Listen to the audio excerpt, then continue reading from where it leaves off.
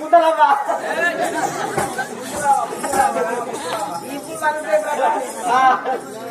మేము అట్లాంటి వాళ్ళం కాదు కదా ప్రధాని. ఒక్క మాట చెప్పిందంతా నల్ల గురించి చెప్పావు. మేము దేవాన దేవతలం ప్రధాని.